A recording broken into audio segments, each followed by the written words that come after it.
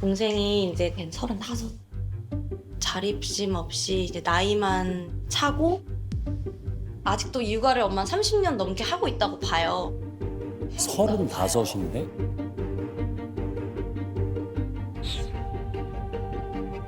일도 제대로 안 하고 있고 쉬고 싶으면 쉬고 네일도 꼭 하고요. 머리도 그냥 바꾸고요. 속눈썹도 꼭 하고 있어요. 결국에는 이제 핸드폰이 끊기고 카드 값도 이제 연락이 계속 오고 결국에는 엄마가 해주고 엄마. 제가 볼 때는 엄마 아빠가 동생 밑에서 사는 것 같이 갑질처럼 막 굴어요. 나 힘드니까 고기 사줘. 뭐 나 힘드니까 데리러 와. 뭐 어떻게 보면 동생이 집주인이에요. 이게 방법도 모르겠고 사실 너무 버거워요. 네, 두 분 와주셔서 감사합니다. 네, 반갑습니다. 잘 오셨고요. 일단 두 분 언니부터 먼저 자기소개 좀 해주시겠어요? 네, 저는 첫째 딸이고요. 3남매 중에 첫째 딸, 저희 동생이랑 2살 차이가 나는 2살 언니고. 나이는 지금 이제 34살 됐고요. 네. 이호선 상담소를 찾아오신 그 이유부터 좀 자세히 들었으면 좋겠어요.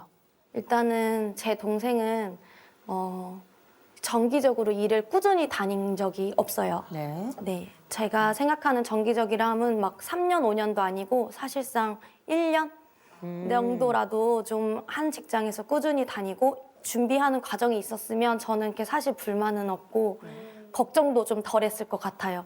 근데 동생은 일을 하고 오면 일주일이라 치면 원래 주 5일은 일해야 주휴수당이라는 걸 받아요. 그래서 저는 주 5일 일하는 게 좋다. 주휴수당이라는 게 그게 무시를 못한다. 이래도 나는 3일만 일해도 힘들다. 그가 3일 일하고 4일 쉬어야 되는 타입 아니면 퐁당퐁당 약간 이런 것도 동생이 원하는 것도 있고요. 한 3일 일하고 3일 쉬고 뭐 이런 식으로. 네. 그래서 뭐 가끔 급한 알바 예를 들어 뭐 나가면 주급으로도 받는 돈도 있고 가끔씩 또 그렇게 그래도 빚이 쌓인 걸 아니면 조금 탕감을 하려는구나. 잠깐만, 얘기를 들어보니까 동생이 빚이 있어요?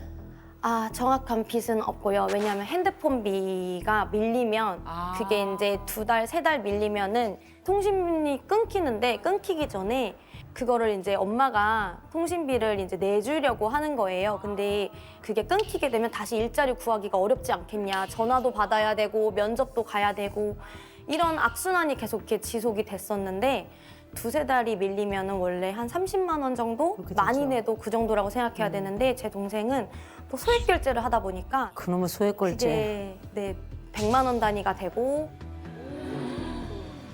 한두 번이 아니었던 거죠? 10년 동안 10년 동안. 네. 어. 근데 그 전에 아무래도 제 동생이 20대 초중반에는 그래도 또 다른 일을 조금씩은 더 했었어요. 근데 나이가 들고 그러니까 이러면서 점점 일하는 시간이 점점 줄어들고 그럼 또 자기가 좋아하는 일이 있을 텐데.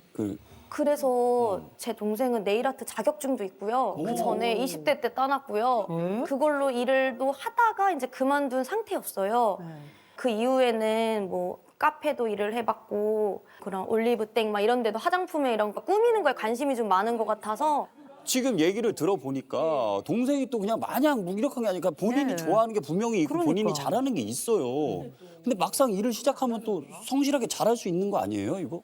동생은 자기가 좋아하는 일을 방금 말씀하신 것처럼 일을 하고 싶대요. 근데 사실 현실적으로는 불가능한 게 맞아요. 이를테면?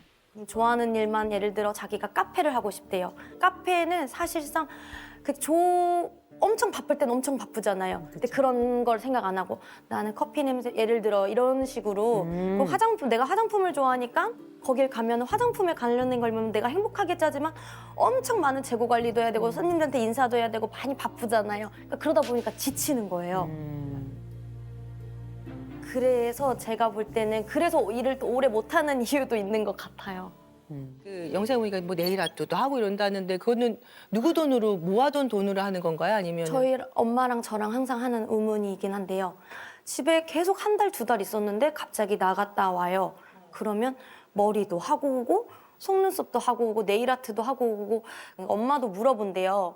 너 어디서 그 돈이 났니? 이러면 그러니까. 이제 동생은 근데 내가 알아서 내가 한 거야. 뭐 이렇게 신경 쓰지 말란 식으로. 아직까지 근데 정확한 출처는 몰라요. 예. 헤어, 네, 네일. 네. 그 돈의 출처는 어디예요?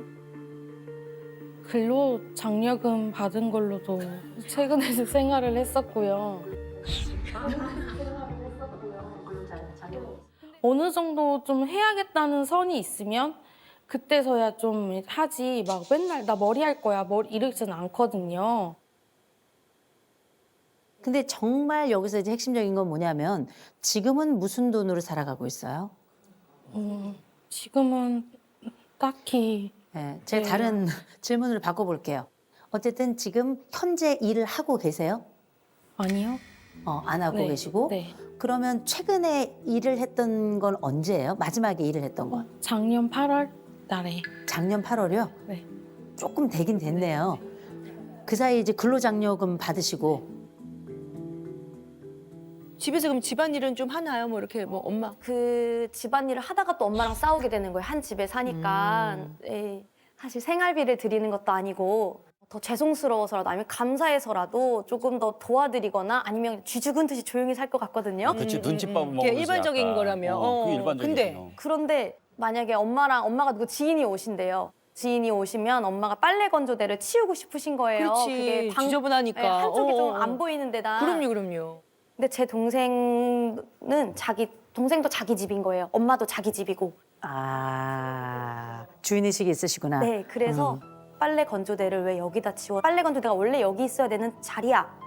이렇게 별거 아닌 걸로 이제 다투시게 되는데 그 다투는 수위가 그냥 이제 서로 이제 또 언성이 소리가 오가고. 빨래 건조기 때문에. 네, 그게 주인 의식처럼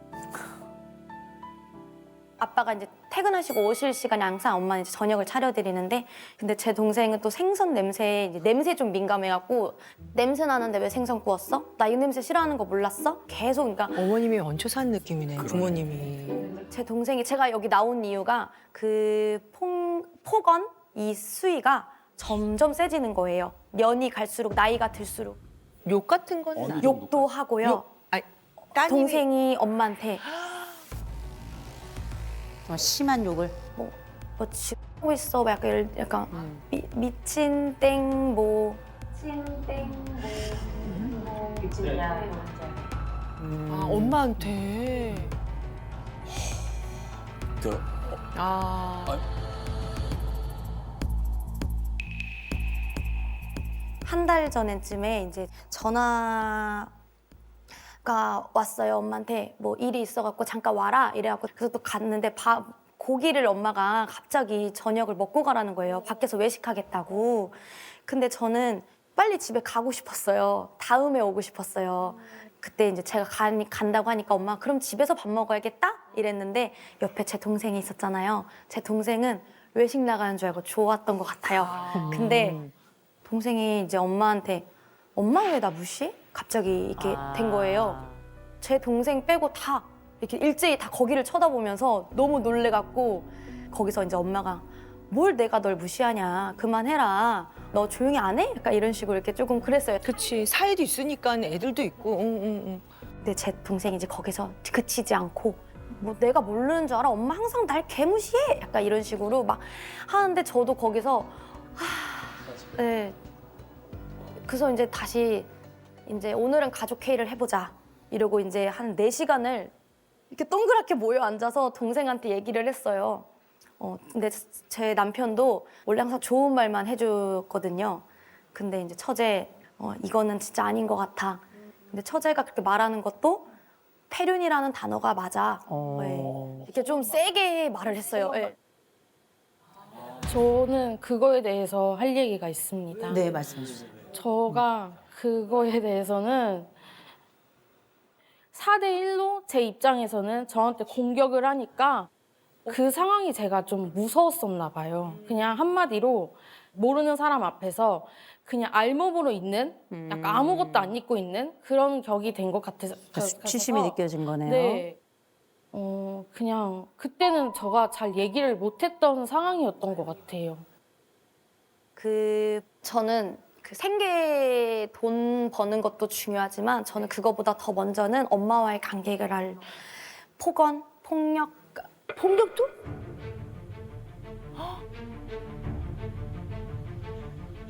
네, 한 번은 한 몇 년 전에 너무 화가 나서 둘이 싸우다가 엄마의 등을 막 동생이 때리고 막 이렇게 막 서로 문 하나를 대치하고 있는 상황도 들고 막 물건도 던지고 그러니까 이제 엄마는 거기에 좀 한 번 충격을 받으셔서 저한테 전화 왔는데 저는 어떻게 상상이 안 가는 거예요. 상상만 해도 막 마음이 아프고 두근두근 되고 화도 나고 저는 막 너무 괴롭더라고요. 그럼요. 어제 왜 엄마한테 그럴까라는 생각도 하게 되고. 그럼요. 제일 먼저 제가 제일 궁금한 건 언니가 한 얘기 중에 제일 억울한 얘기 뭐예요? 엄마를 때리는 거예요. 저희 요새는 엄마를 때리질 않고. 요새? 엄마랑 싸우는 게 요새는 없어요. 네, 되게 요새는 엄마랑 잘 지내고 있거든요. 네. 언니는 너무 옛날에 그 데이터만 갖고 있는 것 같아서. 네. 근데 옛날에는 조금 했고. 네, 네. 솔직히 인정하면. 네, 인정합니다. 그건 그랬는데 요새는 더 많이 엄마를 도와주고 있고. 근데 왜 하필 요새는 왜 도우세요? 네, 사회생활을 아직 안 하고 있으니까 뭔가 집에서도 생산적인 활동을 해야지 내가 이 하루를 그래도 잘 보냈구나라는 생각이 들어서 엄마를 도와주기도 하지만 내가 기쁘게 하려고 내 자신이 되게 행복하게 하면은 좋지 않을까 싶어서 뭐 엄마가 쌓아놓은 설거지 같은 것도 제가 그냥 군말 없이 제가 먹은 것도 같이 하면서 하고 그리고 뭐 청소기도 제 방 밀 겸 다 이제 집 전체를 다 깨끗하게 밀고 그래서 진짜 기분 좋게 저는 정말 기분 좋게 하거든요. 이 집이 왜 다툼이 있는지 알 것 같아요. 언니하고 동생의 두 특성만 봐도 굉장히 다르죠. 너무 달라요. 엄청 다르죠. 네. 이 둘은 함께 있으면 안 되는 두 분이에요. 완전히 상극이라고 할 정도로. 이 TCI 검사, 기질과 성격 검사라고 하는 이 검사에 보면 이 언니는 거의 완벽히 이상적인 리더예요. 뭐든지 표가 다 좋아요. 깜짝 놀랄 정도로 이 사회적 민감성이 높다는 건 뒤쪽에 있는 연대감하고 함께 합쳐지면 뭐냐면 다른 사람들에 대해서 기본적으로 따뜻하고 온정이 있다는 얘기거든요. 반면 동생은 언니하고 큰 차이 중에 하나가 뭐냐면 위험 회피가 굉장히 높아요. 불안이 높은 거예요. 중요한 건 이제 자율성이 2점이에요. 이거는 의존이 98이라는 얘기예요. 아하. 의존이 98인데 더 좀 아쉬운 건 뭐냐면 연대감이 0점이에요. 다른 사람들과 함께 뭘 하는 것 자체가 굉장히 어려워요. 지금까지 이런저런 아르바이트 많이 해봤죠. 네. 전체 10번을 일을 했다면 부딪히는 건 몇 번 정도 돼요? 10번 정도 되는 것 같아요. 10번 다요? 네. 아니 무슨 일 때문에 혹시 그냥 제가 일을 잘 못 따라와서 본인이 아니. 그만둔 거예요? 아니면 사장님께서 그렇게 통보를 하셨어요. 그러셨구나. 네. 손이 좀 느린 편이에요? 약간 그러죠. 네. 그리고 눈치가 좀 없지 않아요? 네, 맞아요. 그렇죠. 이런 모든 요소들이 어떻게 보면 일을 할 때 우리가 지금 웃으면서 얘기하지만 좌절이 여러 번 있었을 거예요. 자존심 상해서 식구들한테는 얘기 잘 안 한 거죠. 내가 일을 그만뒀다고 얘기했지만 난 사실 잘린 적이 많았을 거예요. 이거 굉장히 자존심 상하는 일이거든요.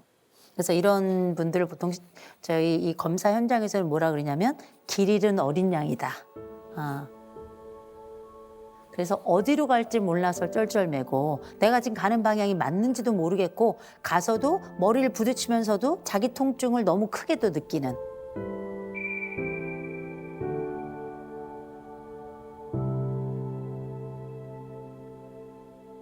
이 집은 말입니다. 길 잃은 어린 양만 있는 게 아니라 구원자도 있어요. 물론 연체가 좀 된 적이 있어. 근데 어떻게? 괜찮아. 왜? 갚아주잖아. 그게 문제인 것 같아요. 얼마나 좋아요. 나라도 연체하겠다. 얼마나 좋아요. 앞으로도 사실 굳이 일을 안 해도, 굳이 뭘 안 해도, 이 삶은 유지될 수 있다. 모든 집엔 다 구원자가 있어요. 그런데 이 구원자의 구원의 역할이 크면 클수록 다른 사람들은 무력해집니다. 그래서 나만의 1인 가구를 형성하셨으면 좋겠어요. 동생은 이렇게 얘기할 수 있겠죠. 내가 원할 때 나가겠습니다. 안 돼요. 제가 마음에 들 때, 내가 원할 때 나갑니다. 이건 독립이 아니에요. 무슨 얘기인지 아시겠죠? 그리고 최소 5년에서 10년은 들어가면 안 돼요. 아, 집에, 본가에. 우리가 정말 아파서 큰일 날 일 아니고서는 사실 관계 회복뿐만 아니라 독립성을 갖도록 하기 위해선 최소 5년은 독립을 하셔야 돼요. 사람이 넘어져 봐야 일어날 줄도 알고요. 다른 사람이 아픈 것도 압니다. 고통 뒤에는 반드시 성장이 따라오게 돼 있습니다. 이런 성장의 경험을 저는 이번에 동생이 꼭 했으면 좋겠어요. 제가 조금 여쭤볼게. 혹시 혼자 나가 살면 제일 걱정되는 게 뭐예요? 일단은 월세 같은 거를 월세. 저가 내야 되니까 저도 자취가 대학교 때는 이제 엄마를 통해서 구했지만 지금은 제가 다 알아서 해야 되는 부분이기 때문에 뭐 어떻게 돈을 뭐 집세 같은 건 어떻게 하는 거고 이런 생각이 그러니까 한 번씩은 들어요. 근데 그거를 쉽게 잘 하지를 못하니까 생각만 하고 있고, 네, 행동으로는 아직은 보여주지는 못하고 있는데, 누군가 옆에서 도와주면 조금 더 구체적으로 그 방법을 찾고 그렇게 실행에 옮길 수 있을까요?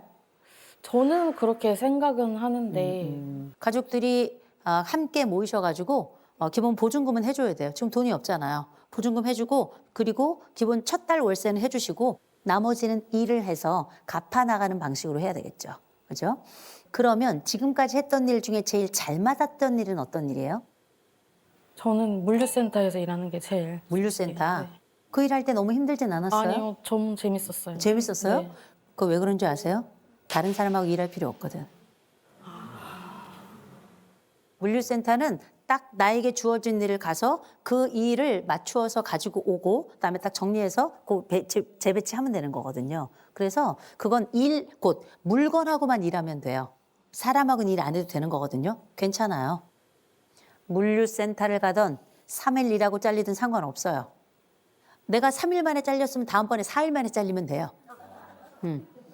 나는 잘리는 사람이라 생각하지 마시고 하루씩 연장하시면 또 다른 연으로 이어지는 거거든요. 내 앞가림만 하면 돼요. 누가 119 하라는 것도 아니잖아요.